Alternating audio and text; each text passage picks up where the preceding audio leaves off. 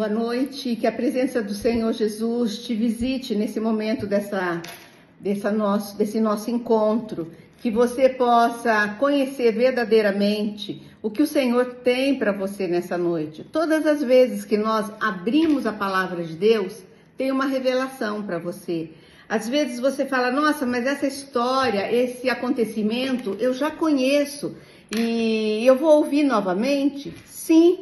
Porque cada dia que nós ouvimos a palavra, ela traz uma revelação nova para nós. Vamos continuar aqui, porque nós estamos no mês do Natal, e nós celebramos o Natal de uma maneira consciente, sabendo que nós celebramos porque o Senhor Jesus é o nosso único Deus, o nosso único Senhor e o nosso Salvador. E aqui o Evangelho de Lucas, capítulo 4, no versículo 31, vai falar sobre a cura de um endemoniado em Cafarnaum. Nós vemos que Jesus ele é cheio de poder e autoridade espiritual. Versículo 31. E desceu a Cafarnaum, cidade da Galileia, e os ensinava no sábado. Jesus, ele tinha um trabalho árduo. Ele andava a pé, ele andava pela Galileia, e ele tinha o seu ponto alto, né? O seu ministério era salvar vidas. Vidas que estavam enfermas, vidas que estavam desgarradas, vidas que estavam com os olhos espirituais fechados. E aqui nós vemos que Jesus também trazia libertação aos cativos pelo diabo. E diz que ele desceu para Cafarnaum e ele ensinava, né? Ele ensinava a palavra, ele ensinava o poder de Deus Pai.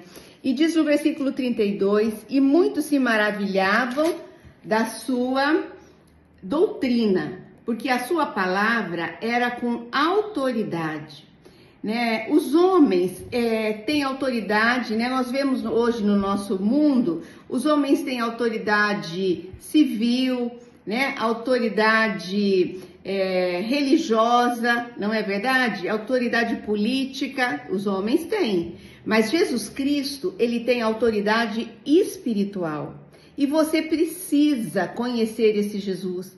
Porque muitas vezes você está cativa nesta área da sua vida e você precisa da libertação espiritual que só o Senhor Jesus, só o seu sangue pode trazer.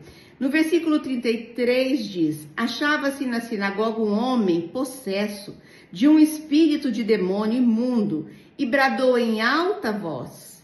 Esse homem, ele estava possuído, ele estava dominado, ele não tinha vontade própria, ele era uma garra, ele era uma presa nas garras do inimigo. Você entende o que eu estou dizendo? Como tem pessoas que estão vivendo hoje esta situação, muitas vezes estão internadas em clínicas psiquiátricas, muitas vezes estão com tratamentos fortes, mas elas estão passando, né, por uma opressão, né, aí muitas vezes até mesmo possuídas, né, pelo inimigo. A Bíblia fala de todo o assunto e o Senhor Jesus é soberano. Versículo 34. Aqui temos nós contigo, Jesus Nazareno. Vieste para prender-nos? Bem sei quem és, ó Santo de Deus. Aqui o próprio demônio falando com Jesus. Sabe por quê?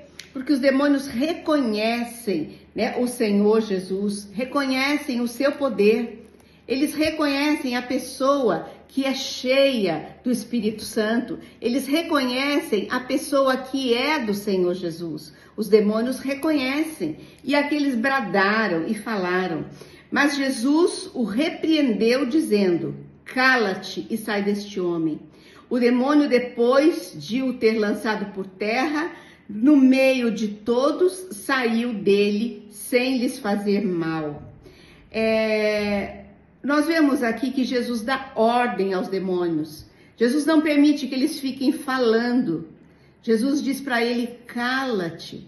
É isso que nós devemos fazer.